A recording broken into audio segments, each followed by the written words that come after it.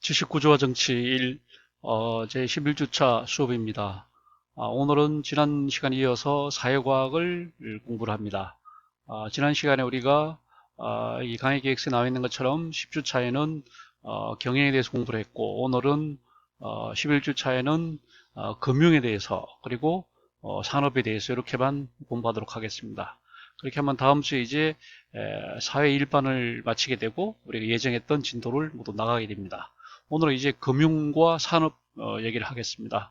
금융 일반과 유가증권에 관한 얘기가 되겠습니다. 자, 먼저 우리가 금융 일반에 대해서 공부를 하겠습니다. 금융이라고 하는 말은 이제 한문으로 쓰면 이렇게 금융 이런 말을 쓰고, 영어로는 파이낸스죠. 파이낸스. 이거는 이제 실물에 대한 어떤 그 대조적 개념이 되겠습니다. 우리가 이제 시장에 나와 있는 그런 상품의 그두 가지 측면이 있는데, 하나가 실물의 측면이고, 또 하나의 측면이 그 화폐 가치의 측면, 다시 말하면 금융이라고 하는 것입니다. 실물이 이제 본체라고 한다면 금융은 일종의 그림자라고 할 수 있겠죠. 이것이 이제 어떻게 실물과 금융은 항상 이제 같이 갈 수밖에 없는데, 이제 태환 시대가 열리면서, 불안 시대가 열리면서 태환의 시대가 가고, 이제 불안의 시대가 열리면서 실물과 전혀 무관하게 이제 금융만의 그런 시장이 형성이 됐습니다. 이 불안 시대에 와서 이제 그런 현상이 생겨서, 그래서 금융은 그 자체가 이제는 상품으로서 실물 그 역할까지 하게 됐다, 이렇게 얘기할 수 있는데, 그 분기점이 바로 태환의 시대에서 이제 불안의 시대로 넘어간, 다시 말하면 금본의 시대, 은본의 시대를 넘어서 이제 통화관리 시대로 넘어가면서 비로소 불안 시대가 열리면서 이제 실물과 유리된 금융만의 독자적인 시장이 형성이 됐다, 그런 시대가 열렸다, 이렇게 얘기할 수 있겠습니다. 자, 이 금융이란 말은 이제 영어로 쓰면 또 파이낸스란 말이 있어서, 이 말의 이제 어원을 보면 앞에 fin이라고 하는 이 어근이 붙어 있죠. 이 어근은 fin이라고 하는 것은 라틴어의 fin이라고 하는 말은 이제 끝이란 말이죠. 영어의 이제 final, 뭐 finality, final 할 때 그런 그 어원입니다. 다시 말하면 이제 그 라틴어에서 fin이라고 하는 말에서 나왔기 때문에, 이 말의 본래 뜻은 이제 말 그대로 끝낸다, 채무 관계를 끝낸다, 청산한다, 이런 뜻을 본래 갖고 있는 겁니다. 네? 자, 그래서 fin에서 그 fin이라고 하는 라틴어 어근에서 나왔다, 이런 이제 채무 상태를 끝내는 그런 것이다. 어원적으로 볼 땐 그런 뜻을 담고 있는 겁니다. 자, 금융 중에 우리가 이제 관심을 가져야 할 것은 먼저 이제 연금이라고 하는 거죠. 연금. 이 나중에 이제 우리가 다음 시간에 또 연금 공부를 할 겁니다. 사회 일반에서 사회보장 들어가서 우리가 연금 얘기를 할 텐데, 여기서 연금은 이제 사회보장 측면이 아니고 금융 측면에서 얘기를 하는 겁니다. 연금이란 말은 한문으로 쓰면 해마다 받는 돈이 되겠어요. 연차적으로 해마다 받는 돈. 정확히 말하자면 이제 영어로 하면 yearly salary, 해마다 받는 annual salary, yearly salary, 뭐 이런 식으로 표현할 수 있는 게 연금인데, 이게 이제 본래 그 영어로는 이제 펜션이죠. 펜션. 우리가 이제 노후에 받게 되는 돈, 이 펜션이라고 하는 거. 그래서 이 펜션이란 말을 우리말로 이제 번역하려다 보니까 연금으로 이렇게 번역이 된 겁니다. 그러니까 노후 자금, 노후 뭐라고 할까요? 노후 자금 지원 뭐 이런 건데, 이거를 이제 일본 사람들이 연금이라고 이렇게 번역을 해놨기 때문에 우리가 그냥 연금이라는 말을 쓰는 겁니다. 그러니까 별 뭐라고 할까, 개념상에 약간 차이가 있죠. 펜션이란 말과 연금이란 말은 차이가 있습니다. 오늘날 우리가 국민연금이나 뭐 다른 연금들도 보면 연차 기준으로 지급하는 것이 아니고 대개 월 기준으로 주잖아요. 대체로 이제 물가 상승률을 감안해서 일단 연금액을 매년 이제 연금액을 이제 설정을 하면 그거를 나누기 12로 해서 다달이 이제 우리가 지급하는 형태이기 때문에 해마다 이제 그 총액을 결정한다는 점에서 연자라고 하는 것이 의미가 있긴 하지만, 다달이 사실상 지급된다는 것에서 조금 의미상의 차이는 있습니다. 그래서 펜션이라고 하는 것이 이제 옛날 유럽에서 일찌감치 사회보장제도에서 이제 연금제도가 도입돼 갖고 이제 펜션이라는 말이 생겼는데, 오늘날 이제 노후 퇴직한 사람들이 일단 그 공적 연금으로는 좀 부족하니까 자기가 이제 모아놓은 그런 금융자산을 활용해서 이제 야외에다가 이런 뭐랄까요, 임대용 주택을 지어서 이제 주말에 빌려주는 형태, 그게 이제 펜션이 된 거죠. 그러니까 약간 어원적인 약간 그 연관성이 있는 겁니다. 그래서 영어의 펜션이 바로 연금이다 이렇게 얘기하는 거고, 연금은 크게 나누면 이제 공적 연금과 사적 연금이 나눌 수 있는 거죠. 공적 연금은 말 그대로 공공, 퍼블릭한 그런 연금이니까 이거는 이제 책무성이 일단 강한 겁니다. 대체로 보면 해당자들은 의무 가입을 하도록 되어 있습니다. 강제적으로 가입을 해야 돼요. 본인 뜻과 의지와 무관하게 이제 누구나 이제 가입을 해야 되고, 그 다음에 이제 관리 주체도 정부에서 직영하거나 아니면 이제 공공기관 형태가 됩니다. 뭐 대체로 공단 형태가 됐죠. 그래서 그런 것을 공적연금이라고 그러고, 사적연금은 이제 순전히 개인적인 선택에 따라서 주로 이제 기존의 금융기관을 이용하게 됩니다.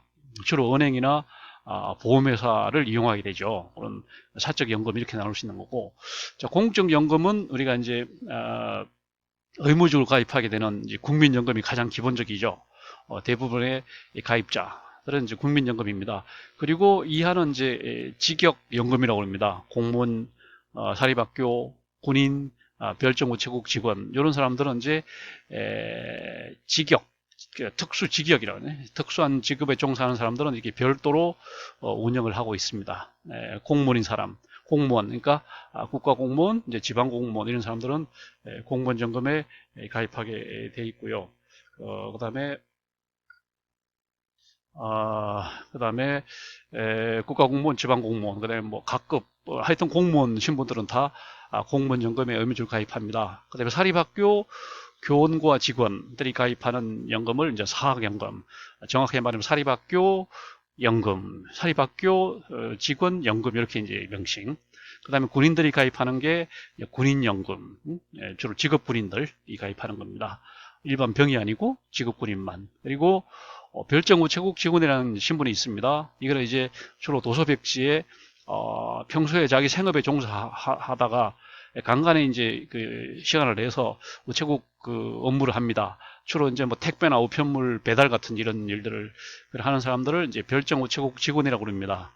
평소 때는 이제 뭐 농업이나 어업이나 이런 생업에 종사를 하고, 틈틈이 이제 우체국 직원 일을 하기 때문에 이런 사람들을 별정 우체국 직원이라고 해서 이런 사람들만 위한 또 연금이 있습니다. 그래서 우리나라는 이제 국민연금이라고 하는 기본 틀 외에 이 네 가지 이제 직역연금을 두고 있습니다. 그래서 저것을 이제 뭐 통폐합을 해야 된다, 뭐 의견들이 분분하지만, 통폐합도 사실 쉬운 일이 아니고 또 통폐합한다고 해서 또 반드시 국민연금이 이익이 되는 것도 아닙니다. 왜냐하면 국민연금을 뺀 나머지 연금은 가입자 숫자 자체가 적고 그 다음에 기금 자체도 적고, 그래서 이게 뭐 실익이 별로 없어요. 그래서 앞으로는 이제 장기적으로는 뭐 통합이 될 수도 있겠지만 서로 사실 여러 가지 검토해야 될 사항들이 있습니다. 그리고 지금 국민연금 기금이 적립이 너무 많이 돼가지고 지금 뭐 한 500조 이상이 국민연금 기금으로 적립이 돼서, 국민연금이 이제 그 기금을 갖고 이제 투자를 해서 수익을 내야지만 이제 노후에 연금을 지급할 수가 있는데, 그 수익성이 상당히 떨어지고 있기 때문에 그 500조도 사실 금액도 크고 너무 방만하게 이렇게 운영이 되다 보니까 상당히 이제 수익성이 떨어지기 때문에, 그 외에 이런 연금의 기금을 합쳐봐야 이게 뭐 뭔 도움이 되겠느냐 이런 얘기도 있고, 그다음에 공무원연금 같은 경우는 이제 가입자들이 일단 뭐랄까요, 기금을 많이 내요. 공무원연금은 쉽게 말하면 많이 내고 많이 받아가는 구조로 되어 있었고, 국민연금은 적게 내고 적게 받아가는 구조로 되어 있었죠.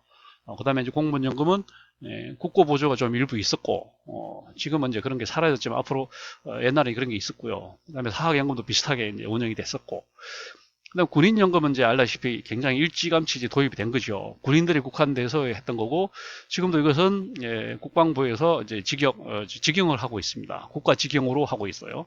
국민연금은 공단, 공무원, 사학연금이 다 공단으로 이제 해서 국민연금 관리공단에서 운영을 하고 있는데, 군인연금은 이제 국방부에서 직접 직영을 하고 있고, 별정우체국 직원연금도 마찬가지예요. 지금 뭐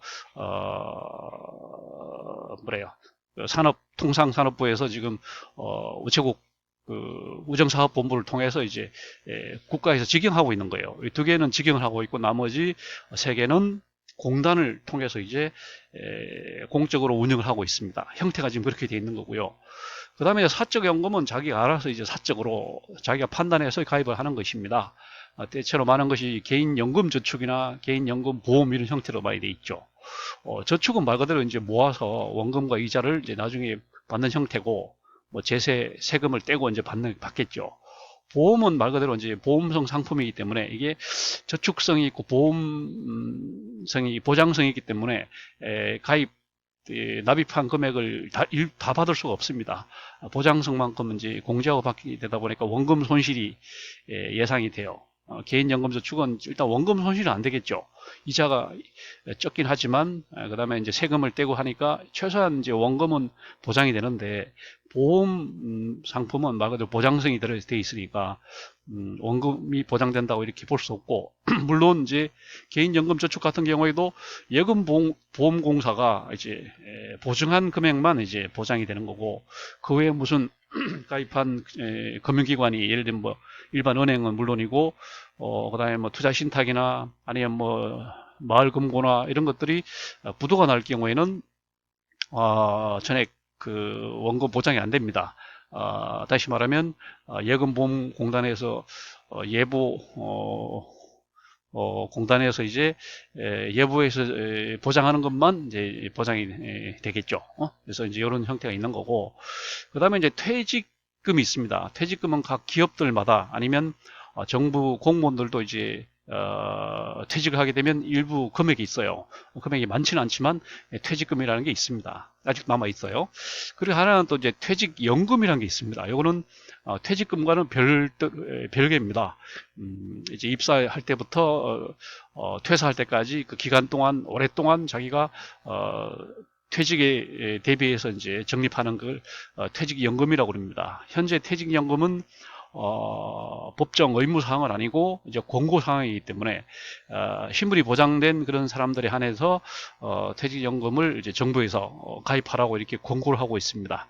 그러니까 예를 들면 뭐 경찰로서 이제 순경에 처음 들어온 사람들이 30세 이제 경찰이 순경이 됐다 그러면 그 사람이 60에 나간다고 할 때 만 30년을 이제 상정을 해서 이제 목표액을 정하고 30년 동안 내가 10억을 이제 모으겠다 이렇게 되면 30년 동안 이제 다달이 얼마씩 적립을 거기다가 이제 적립하게 되고 또 정부에서 거기다가 보조를 하죠. 본인 부담 예를 들면 50%, 정부 지원 50% 해갖고 다달이 예를 들면 뭐 100만 원씩 적립을 하면 이제 30년 뒤에 퇴직할 때 10억을 타 나오는 형태. 요게 이제 퇴직연금이고. 그거는 이제 공무원연금과는 별도로 이렇게 운영이 됩니다. 그래서 대체로, 그 소속 조직하고, 그 다음에, 뭐랄까요, 금융기관이 이렇게 서로, 뭐랄까요, 서로 협력해서 이제 많이 형태가 되는 거죠. 이것도 이제 이런 형태가 있고, 또 뭐, 그런 거 봤을 거예요. 무슨 농지연금, 주택연금 이런 것들이 있습니다. 요거는 이제 말 그대로 농지나 주택 같은 것을 이제 정부에 맡기고 미리 맡기고 나중에 이제 연금으로 타는 형태죠.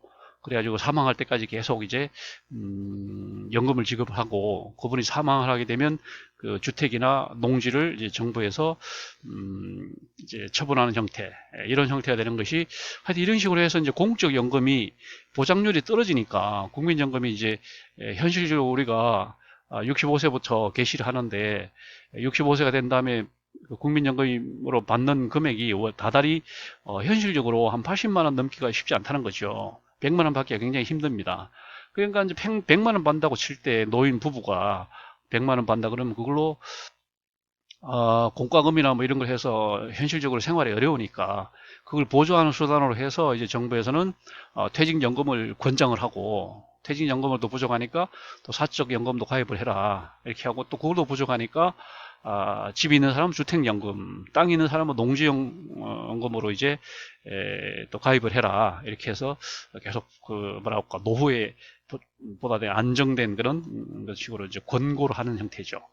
그 다음에 하나가 이제 특수직역 연금이 있습니다. 이거는 말 그대로 그 위험 직종에 종사하는 사람들한테 특별히 가입하게 하는 겁니다. 예를 들면 현재 어선원 보험이라고 있어서 배를 타는 사람들한테 의무적으로 이제 보험을 가입하게 합니다. 그래서 만약에 사태에 그분들이 이제 국민연금도 받게 되지만 어선원 보험도 받게 되는 이렇게 굉장히 위험이 도사리고 있기 때문에 옛날에 그리고 군인보험이라는 게 있었습니다. 지금 이게 없어졌는데 옛날에 그 군인보험에 이제 가입하면 위험하니까 항상 뭐 전쟁이나 아니면 뭐 사고 이런 게 뭐 가능성이 높으니까 이런 사람들은 특수직역 연금보험이라고 해서 가입을 시켰던 그런 형태가 있습니다. 이런 것들이 이제 우리가 노후를 대비해서 이렇게 하는 건데 금융상품이죠. 이런 것도 일종의 있습니다. 그 다음 하나가 이제 기금이라고 하죠. 기금이라고 해서 우리가 흔히 쓰는 말이지만 이건 말 그대로 한문으로 쓰면 바탕을 두고 있는 돈입니다. 말 그대로 원금을 적립을 시키고 계속 이제 원금을 적립을 시키고 거기를 원금을 갖고 이제 수익 사업을 해서 뭐 투자를 해서 수익금을 내는 형태로 운영되는 이런 것을 이제 기금이다 이렇게 말해요. 그 기금이라고 하는 것도 정부가 관리하는 정부 관리 기금이 있고 또 민간 기금도 있습니다. 예를 들면 국민주택기금 요걸 말 그대로 이제 기금을 적립을 하고, 그 다음에 이제 그걸 좀 대출을 하고 운용을 해서 이제 수익금을 내고 해서 계속 이제 쌓아나가는 것이, 정부 관리 기금이네. 예를 들면 뭐 그런 기금들이 많습니다. 예를 들면 뭐 아까 말한 것처럼 국민연금 기금. 이거는 이제 말 그대로 기금을 적립을 해서 원금을 적립을 하고 이제 수익금을 하고 수익금을 누적을 시켜서 이제 가입자들한테 노후에 연금을 지급하는 형태 이런 거 보고 이제 뭐 사회보장기금이라고 하죠. 보장성 기금 이렇게 얘기를 합니다. 뭐 석유기금 같은 것도 있고 기금 종류가 굉장히 많습니다. 기금이라는 것은 그런 식으로 일단 이제 돈을 두고 이렇게 하는 거죠. 뭐 신용보증기금도 있죠. 하여튼 기금의 형태가 많습니다. 그 다음에 신용평가제도 있죠. 신용평가하고 그 다음에 화의제도, 화해하는 화의제도라는 게 있습니다. 그 다음에 이제 기업들의 이제 법정관리제도 있습니다. 주로 이제 한국산업은행에서 이제 위탁받아서 이제 워크아웃 형태 법정 관리를 해서 이제 정상화 시켜갖고 다시 되파는 형태가 되는 거죠. 예를 들면 뭐 대우해양조선 같은 이런 회사를 이제 한국산업은행이 법정 관리를 해서 그걸 이제 정상화 시켜갖고 이제 다시 민영화 시키는 그런 제도를 이제 법정 관리라 이렇게 얘기를 하는 거죠. 그 다음에 채권 중에 이제 후순위 채권이 있다는 거고, 모라토리엄의 지불 불능 상태, 지불 불능 상태를 선언하는 거, 모라토리엄. 그러니까 디폴트라고 하는 제도가 있고, 파산이라는 것은 재산이 깨지는 형태입니다. 파산 선고를 하면 다시 신용 회복을 할 수 있는 거죠. 파산. 이거는 이제 파산 선고를 하게 된 거죠. 법원에서 파산 선고를 하면 그 선고가 이제 효력을 발생해 갖고 그 사람은 다시 신용 회복을 하기 때문에 뭐라고 자기 명의로 금융 거래를 다시 이제 할 수 있는, 이 파산을 너무 이제 쉽게 이렇게 해주면은 도덕적 뭐랄까요, 도덕 해이가 이제 모럴 해저드가 올 수 있습니다. 그러나 또 파산을 너무 엄하게 하면 신용 불량인 그런 기업이나 개인들이 전혀 금융활동, 사회활동을 할 수 없게 되기 때문에 파산을 너무 엄하게 해도 문제고, 못하고 너무 쉽게 파산 선고를 해주면 사람들이 도덕적 해이 상태에 빠지기 쉽습니다. 그래서 이거를 잘 운영을 해야 되고, 그 다음에 이제 지급불능 뭐 이런 게 있습니다. 그 다음에 금융에 와서 이제 금융상품이라고 하는 거 있습니다. 은행에서 이제 판매하는 것이 금융상품입니다. 은행이 하는 고유 업무가 여신과 수신이죠. 일단 예금을 받는 걸 수신이라고 그러고, 그 다음에 대출을 하는 것을 이제 여신이다. 여신과 수신. 이것이 이제 은행이 하는 고유 상품입니다. 그러니까 예금 대출의 그 금리, 예대 마진이라고 그러죠. 예금 대출의 금리 차이를 이용해서 이제 은행이 수익을 취하는. 그러니까 은행은 그 자체가 수익을 추구해서는 안 되고 예금 대출의 그 비율을 갖고 이제 은행이 나름 뭐랄까 유지 운영 정도의 이윤을 취하도록 그렇게 되어 있습니다. 그게 이제 우리가 말하는 은행의 이제 본유 상품인 거고, 이제 파생 상품들이 있는 거죠. 은행이 그것만 갖고는 충분히 이윤을 못 내니까 은행들이 이제 심지어 투자를 하는 거예요. 예금을 받아서 대출만 하는 것이 아니고 투자를 직접 주식을 사고 심한 경우는 뭐 선물까지 이제 사고 이렇게 해갖고 이렇게 이윤을 내는 거. 그게 이제 파생 상품이라는 거죠. 그래서 이 파생 상품이 필요하긴 한데 이런 파생 상품이 너무 이제 그쪽의 비중이 높아지면 은행이 부실해지죠. 위험에 노출되고 잘못하면 은행이 파산될 수 있으니까. 은행이 파산할 경우에 그것이 가져오는 사회적 경제적, 사회적 그 충격이 너무 크기 때문에 이제 이것을 이제 최소한만 이렇게 하도록 하고, 특히 위험 부담이 높은 그런 데 대해서는 이제 뭐라고 할까, 특히 지급 준비를 이제 그러니까 너무 많이 대출을 못 하도록 이렇게 지급 준비율을 이제 우리 금융감독원에서 이제 강제를 하고, 금융감독원도 이제 한국은행도 이제 세계 그 국제결제은행이라는 데를 통해서 국제결제은행에 이제 권고를 받고 또 감시를 받습니다. 너무 많이 대출하고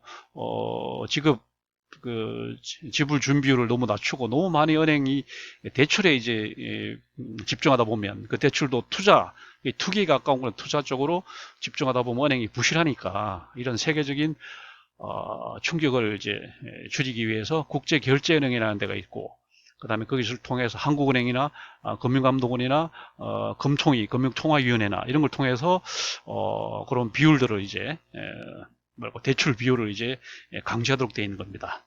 이제 금융상품, 은행에서 취급하는 금융상품이 이제 대표적인 게 모기지론입니다. 말 그대로 우리말로 하면 담보대출이죠. mortgage loan. 그러니까 이거는 신용대출이 아니고 담보를 잡는 거예요. 주로 많이 잡는 것이 이제 주택담보죠. 그러니까 이제 토지나 건물을 담보로 잡습니다. 근데 건물을 담보는 잘 없고 대체로 토지를 이제 담보로 해서 대출하는 거. 이게 전형적인 대출 상품입니다. 그래서 이거를 이제 모기지론이라고 그러고 신용대출이 아니면 이제 담보대출이 되겠죠. 다 이런 식으로 되는 건데, 그래서 이제 우리가 두는 것이 예금이 있고 적금이 있습니다. 예금은 말 그대로 예라고 한 건 이제 믿고 예치한다는 거죠. 믿고 맡기는 돈, 이게 예금이 되겠고, 적금은 말 그대로 쌓는 돈이죠. 다달이 뭐 일정액을 쌓아서 이제 만기가 되면 받는 돈이 이제 적금이고, 예금은 그냥 수시로 은행에다 넣어둔, 가장 아마 은행의 기본적 기능이 바로 이겁니다. 은행이라고 하는 금융기관이 생긴 것이 금본위 제도 때는 뭐 금이 워낙 귀해서 은행이라는 게 없었죠. 그러다가 이제 은본위 시대로 넘어오면서 사람들이 이제 뭐랄까 은 형태로 해갖고 이제 집에 두면 불안하니까, 이제 집에 금고에 두면 불안하니까 믿고 맡길 만한 데가 필요했고, 그때 이제 등장한 곳이 바로 은행, 뱅크라고 한 거죠. 뱅크. 그래서 이제 은행에다가 은을 갖다가 이제 보자기 싸서 어떤 자루에 넣어가지고 이제 지하에다가 보관하는, 그게 이제 가장 그러니까 원초적인 형태가 바로 예금 제도였던 거죠. 그래서 이제 보통 예금이 있고 저축 예금이 있고, 그 다음에 저축 중에도 또 연금 저축도 있고, 그 다음에 주택에 관련된 장기주택 마련저축이나 주택 청약 종합저축 같은 게 또 있고, 그 다음에 정기적으로 넣는 정기적금이 있고, 그 다음에 MMDA라고 해서 고금리 저축 상품이 있습니다. 금리를 굉장히 많이 보장하는 거, 1인 1구자만 해갖고 고금리를 상대적으로 높은 금리를 보장하는 거, 머니마켓 디포짓 어카운트 이렇게 해갖고, MMF도 있습니다. 초단기형으로 실적에 따라서 배당하는 그런 상품이 있습니다. 그 다음에 주가지수 연동형 상품이 있습니다. 주로 주식에다 투자를 해갖고 주가지수가 오르면 수익성이 높아지는 거죠. 주가지수 연동형 상품 이런 게 있고, 그 다음에 예금 보호자 제도 있습니다. 1인당 5천만 원을 보증합니다. 이거 예금보험공사 예보죠. 예금보험공사에서 이제 보증하는 겁니다. 이런 것들을 이제 강제적인 사항을 감시하기 위해서 만들어진 은행이 국제결제은행입니다. 이거는 이제 IBS, International Bank of Settlement라고 해서 국제결제은행을 통해서 아까 말한 것처럼 이런 은행의 뭐라고 할까요? 은행이 부실해지는 것을 이제 예방하는 거죠. 지불 준비율을 지켜라. 그다음에 뭐라고 할까? 파생 상품, 보조 상품에 이제 집중하고 파생 상품 비율을 최소화시켜라. 그리고 파생 상품이 하더라도 투자를 하지 투기에 가까운 위험 부담이 큰 선물이나 이런 거는 하지 마라. 이런 식으로 이제 감시하는 기능하는 곳이 국제결제은행입니다.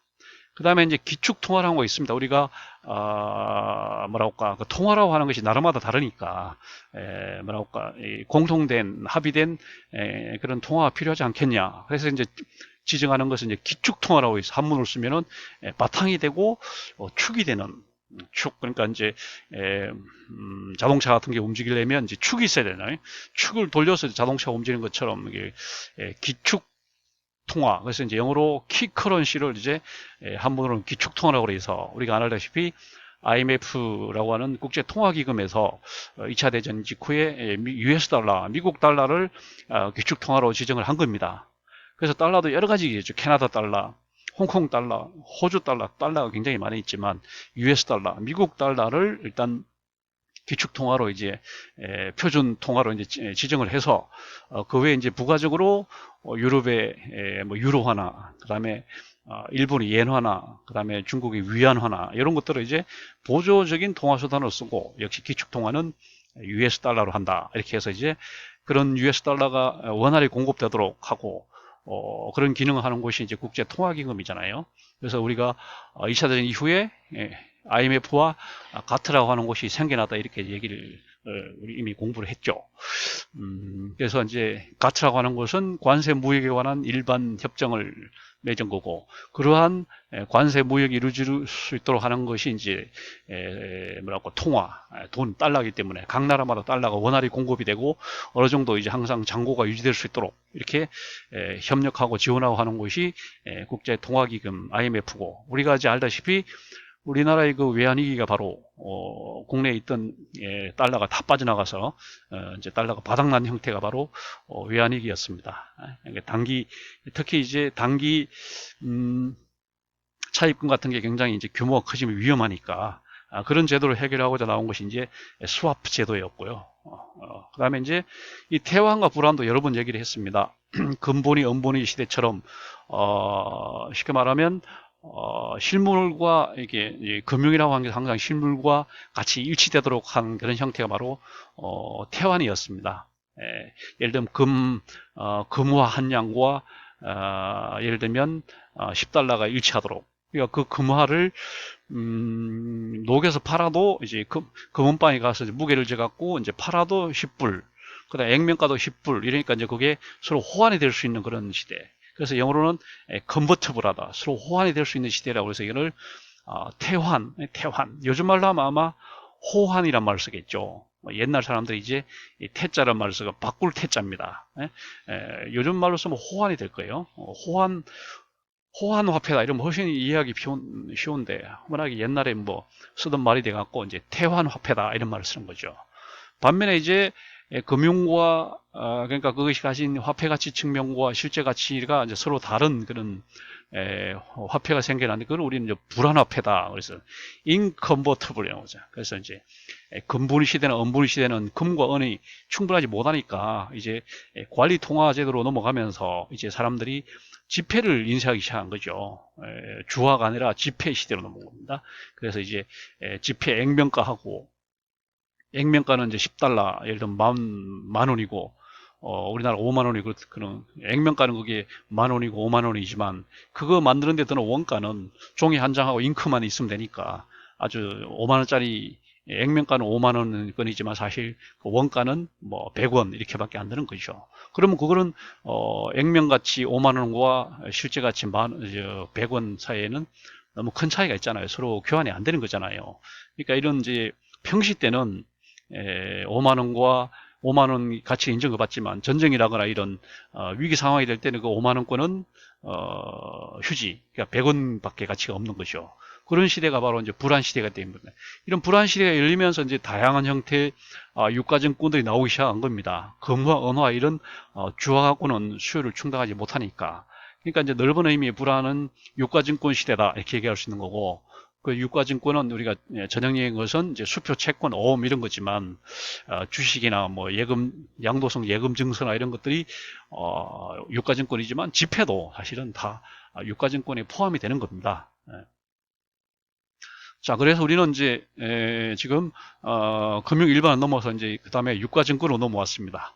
유가증권이라는 걸 지금 말한 것처럼 불안 시대에 와서 이제 주화로는 이제 충당할 수 없는 그런 시대에 와서 다양한 형태의 가치를 담은 그런 증권을 만들었다 이거죠. 그래서 이거를 유가증권이다, 어떤 가치를 가진 증권이다 이런 거죠. 가장 이제 일반화된 형태가 이제 지폐가 될 겁니다. 지폐가 바로 유가증권이고, 그 다음에 그거를 이제 수표로, 그 다음에 채권이나 어음이나 주식이나 양도성 예금증서나 이런 식으로 이제 된 것이 바로 이제 유가증권이에요. 유가증권. 먼저 주식이 이제 시장에 올라가는 것을 상장한다고. 상장 기업이다. 상장이 아니고 그냥 상장 기업이라고 해서 영어로 리스트, 그 거래 리스트에 올라가는 걸 리스팅이라고 했어요. 그 시장 우리는 이제 코스닥 시장이 있고, 그다음에 이제 코스피 이렇게 두 가지가 있죠. 옛날부터 전통적인 거는 코스피입니다. 코스피는 코리아 컴포지트 스탁 프라이스 인덱스에서 전통적인 코스피 시장이 있습니다. 코스피는 지금 알다시피 본래 종합주가 지수를 2005년에 이제 코스피 지수로 바꿨습니다. 그러고는 이제 제2 주식 시장인 이제 코스닥 시장을 만들었어요. 코스닥. 그리고 코스피와 코스닥으로 되어 있습니다. 미국도 마찬가지죠. 다우존스 지수, 다우 지수가 있고, 그다음에 나스닥 지수가 있잖아요. 각 나라마다 이제 주식 시장이 하나 갖고 안 되니까 두 개씩 이렇게 나눠지는 그런 형태가 되는 거죠. 그 다음에 우리 한국거래소에서 이제 거래를 합니다. 옛날에는 증권거래소, 선물거래소, 코스닥위원회, 코스닥 증권시장을 통폐합해서 이제는 한국거래소다 이렇게 해서 KRX로 이렇게 부르고 있습니다. 그 다음에 감자, 증자 이런 게 있습니다. 그 회사가 가진 그 자본을 이제 줄이는 조치를 감자 조치다 이렇게 하고, 늘리는 조치를 증자다 이렇게 하죠. 감자라고 하는 것은 이제 주로 이제 주식을 회사를 합병할 때 감자를 하게 되죠. 감자를. 지난번에 우리 대표적인 게 이제 삼성 물산하고 이제 제일모직하고 이제 합병을 했잖아요. 1대1로 합병을 했잖아요. 삼성물산이 규모가 100이라면 제일모직은 1도 안 되거든요. 100대 1밖에 안 되는 것을 삼성물산을 100을 1로 이제 줄였습니다. 그걸 이제 감자라고 한 거죠. 그러면 이제 그만큼 제일모직은 이제 100배 뻥튀기가 된 거죠. 그렇게 됐으니까 이제 삼성물산 주주들은 100배의 피해를 보게 된 거고, 제일모직 주주들은 100배 이익을 본 거죠. 그리고 그걸 기업을 합병함으로 해갖고 엄청나게 손해를 본 사람과 이제 이익을 본 사람이 발생했기 때문에 이거는 불공정하다. 이래서 정부에서 이제 지금 강하게 지금 조사도 하고 있고 지금 조치를 하고 있잖아요. 그 당시 이제 거기에 이제 동의를 해준 데가 또 국민연금이었어요. 국민연금 기금에서 거기다 투자를 해갖고 그거를 이제 승인 허용을 해줬다는 얘기죠. 그러니까 거기에 대해서 이제 국민연금이 책임을 져야 한다 이런 얘기 논란이 됐던 겁니다. 그래서 유럽 같은 나라에서는 굉장한 그 경제적 규제 가운데 대표적인 게 기업 결합 규제입니다. 우리나라는 무슨 독과점 규제나 뭐 가격 규제나 이런 게 주류를 이루고, 기업 결합 규제에 대해서는 좀 느슨한 편인데 유럽은 오히려 기업 결합 같은 걸 굉장히 엄하게 규제합니다. 옛날에 대우조선하고 또 무슨 해양하고 두 개 합칠 때도 그것도 막 그 분명히 어느 기업을 합병하게 되면 누군가는 이익을 보고 누군가는 큰 손해를 보게 되는데, 그걸 그냥 1대1로 합병하게 하면 안 되고 100대1로 이렇게 합병을 하게 해야 되는데 그냥 해서는 안 되는 거죠. 그러니까 합병하기 전에는 일단 감자하는 기업이 있는 거고 증자하는 그런 기업이 있어요. 그렇게 해야 되는 거죠. 아까 말한 것처럼 삼성물산은 쉽게 말하면 감자에 해당이 된 거고, 제일모직은 증자하는 결과를 가져온 거고, 무상증자, 유상증자는 이제 기업들이 자본금을 늘릴 때 하는 증자입니다. 이것도 이제 자본금을 늘릴 때 주식만 그냥 발행해서 주식 판매 자금으로만 늘릴 거냐, 아니면 더 플러스 알파가 있을 거냐, 이런 식으로 또 구분하는 거지, 무상증자, 유상증자 구분하는 거고, 스톡 옵션이라는 것은 일종의 채권이죠. 나중에 주식으로 전환될 수 있는 그런 채권 형태, 그런 스톡 옵션이라는 게 있고요. 그 다음에 이제 주식이라는 게 있고, 선물이라는 게 있습니다. 이거는 상품 중에 이제 직접 뭐라고 할까, 생산은 아직 안 됐지만 미래에 생산될 것을 염두에 둔 것을 우리는 선물이다, 이렇게 하면, 한문으로는 앞설 선자에서 선물이다. 선물이 아니고 상대방한테 주는 생일 선물이 아니고, 짧게 선물 투자라는 거죠. 영어로는 future, 미래의 어떤 거죠. 예를 들면 뭡니까? 중동에서 2021년에 생산될 석유를 미리 확보하는 거죠. 그리고 석유를 미리 사는 거죠. 가입자들을 모아갖고 1조 원의 그 자금을 조성한 다음에 그 1조 원을 달러로 바꿔갖고 그 달러를 갖고 이제 그 중동에 가서 투자를 하는 거예요. 1조 원치를 미리 구매를 해놓는 거죠. 그럼 이제 그게 실제로 2021년도가 됐을 때 그 석유값이 오르게 되면 그만큼 이제 수익이 발생하니까 그거를 가입자들한테 배분을 하는 거고, 만약에 손실이 나게 되면 그만큼 손실을 고스란히 떠안게 되는 굉장히 이제 위험성이 높은 그런 투기에 가까운 것이 선물입니다. 선물 투자해갖고 이익을 본 사람도 있지만 실패한 사람들이 많이 있거든요. 그만큼 위험 부담이 크다, 이 얘기죠. 그 다음에 옵션, 스캘퍼는 초단타 매매자를 스캘퍼라 이렇게 얘기를 하고, 스왑, 이거는 아까 말한 것처럼 서로 이제 상호 협력을 해서 서로 이제 메꿔주는 그런 형태, 주로 이제 외환 거래할 때 많이 쓰는 거고, 주식에서도 이렇게 쓸 수 있는 게 상호 수합입니다. 서로 이제 메꿔주고 도와주는 형태, 부도나지 않도록 이렇게 해주는 형태, 수합이 되겠습니다. 그 다음에 유가증권 네 번째, 이제 채권이 한 거예요. 채권은 말 그대로 아까 유가증권 중에 하나인데 가장 일반화된 형태죠. 채권. 채권이라고 이제 강하게 읽는 거죠. 공모 발행, 공모 채권, 사모 채권, 이런 식으로. 공공적인 모집을 통해서 발행하는 채권, 이걸 이제 공모 채권이라고, 사적으로 그냥 아는 사람 아름아름해서 돈을 모아서 이제 채권을 발행하는 거, 이런 건 이제 사모 채권이라고 하거든요. 국가가 발행한 채권은 국채, 지방정부가 발행한 것을 지방채, 각 기업들이 발행한 것을 회사채, 그 다음에 특수채, 보증사채, 이런 식으로 나눌 수 있는 것이 다양한 형태의 채권입니다. 채권을 쉽게 말하면 통화 발행의 의미가 있기 때문에, 그런 의미가 있기 때문에 굉장히 신중하게 이렇게 해야 됩니다. 우리가 예를 들면 상품권을 발행하는 것도, 그 다음에 백화점에서 상품권, 바우처 같은 거 발행하는 것도 그게 사실상의 그 화폐를 발행하는 의미가 있잖아요. 그러니까 통화를 증가시키는 의미가 있기 때문에 굉장히 신중하게 해야 되고 해서, 이제 금융감독원에서 이제 이런 것들을 만에 이제 감독을 하는 그런 형태가 되는 겁니다. 그 다음에 이제 그다음에 이제 이런 것을 막기 위해서 나온 것이 총부채 상환 비율, 그 다음에 주택담보 대출 비율, 이런 것들이 있습니다. 이거는 그 내용들은 여러분들이 한번 찾아보면 되고 그렇습니다. 그 다음에 채권 가운데 환매 조건부 채권이 있고 어음관리 채권, 관리 계좌, 이런 것들이 있습니다.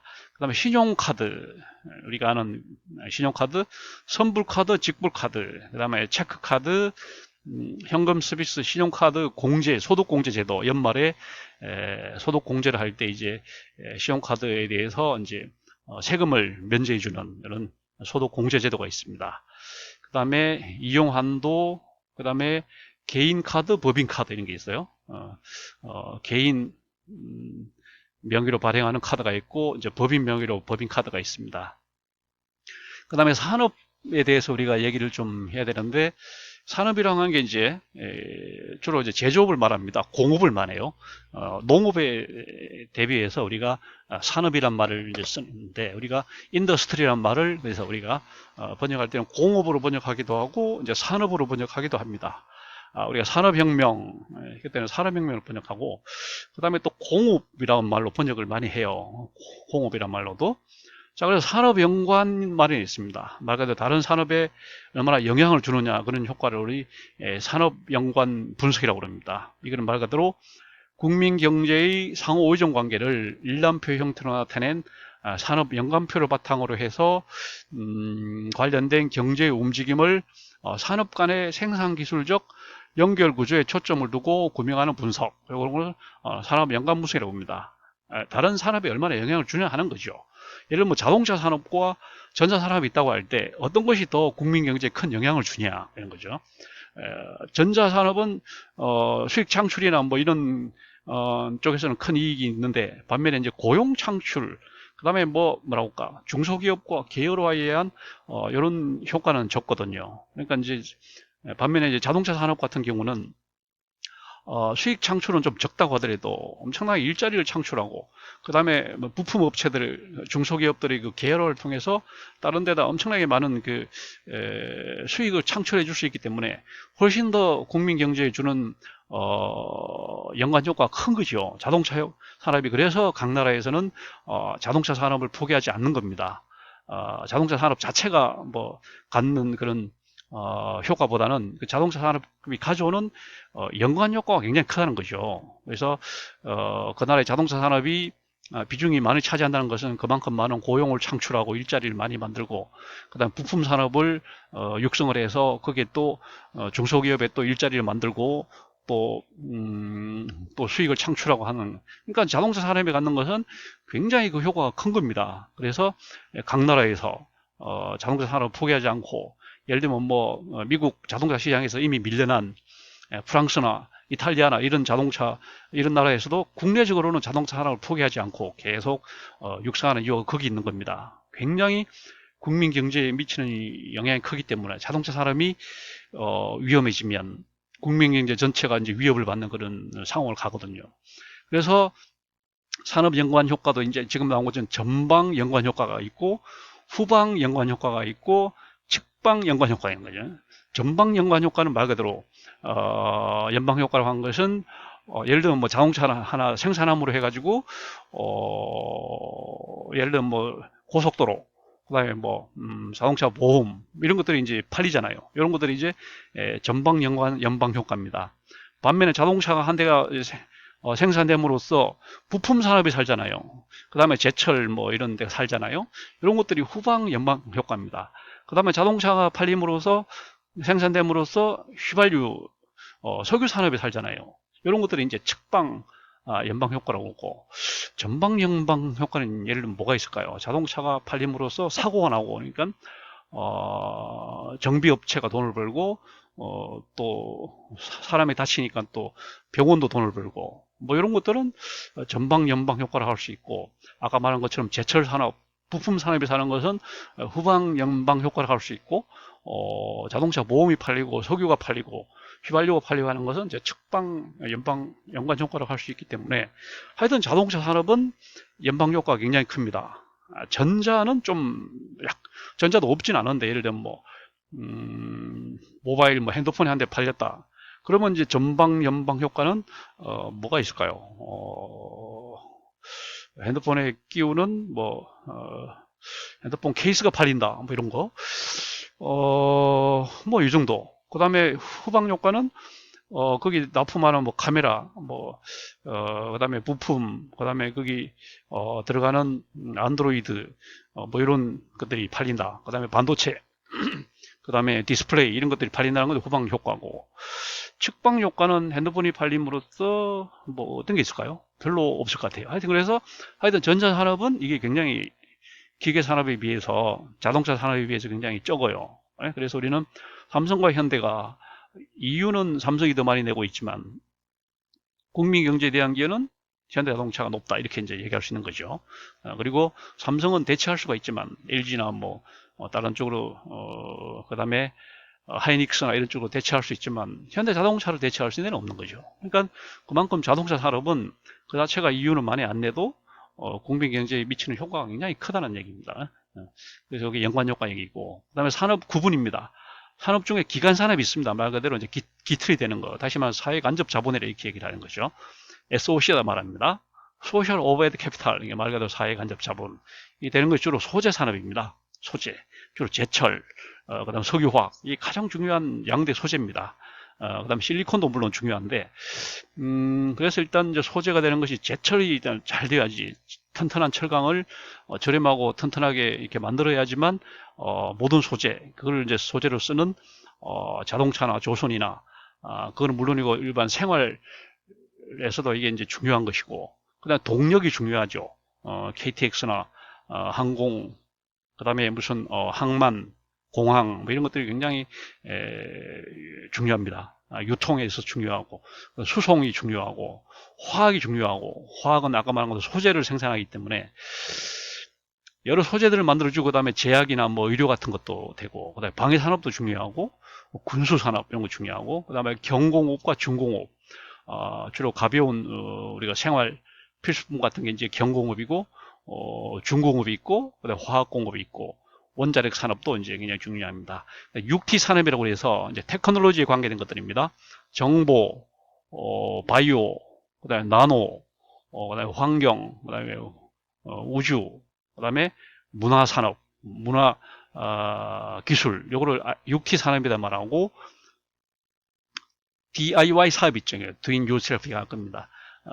주로 이제 조립해서 만드는, 그다음에 우리 그 이케아 같은 무슨 조립, 가구 조립하는 그런 DIY 산업이 있습니다. 그 다음에 마이스 산업이라고 해갖고, 마이스란 걸 회의하고, 그 다음에 어떤 자극을 주고, 컨벤션, 무슨, 전람회, 전시회 이런 걸 열고, 그 다음에 이벤트를 꾸미고, 엑지비션 전시하고, 이렇게 하는 산업을, 마이스 산업이라고 그래갖고, 우리나라 지금 뭐, 코엑스나, 그 다음에, 킨텍스나 뭐 이런 것들을 많이 하고 있습니다. 이게 굉장히 이제 중요한, 또 이게 산업, 연관 효과가 크니까, 이런 것들을 이제 각 나라들이, 많이 하고 있죠. 뭐 자동차 산업 박람회, 주택 산업 박람회 이런 걸 통해서 굉장히 많은, 일자리도 생기고, 그 다음에 또, 연관 산업들이 굉장히 많이 발생하기 때문에, 그 다음에 석유 산업, 피트롤륨, 이런 뭐, 석유는 원료와 함께, 연료와 함께, 그렇기 때문에 원료로서, 모든 것이 석유에서 나오기 때문에, 석유화학을 통해서 생활 필수품 물론이고, 그 다음에 의류, 첨단, 이런 의류랄지, 그 다음에 바이오, 그 다음에 신약, 의료 같은 게 이런 게 다 석유에서 나오기 때문에 석유 산업이 굉장히 중요하고, 그래서 산업단지를 조성하고 이렇게 한다, 이렇게 되는 겁니다. 오늘 여기까지 하고, 이제 다음 시간에는 일반 사회를 공부하도록 하겠습니다.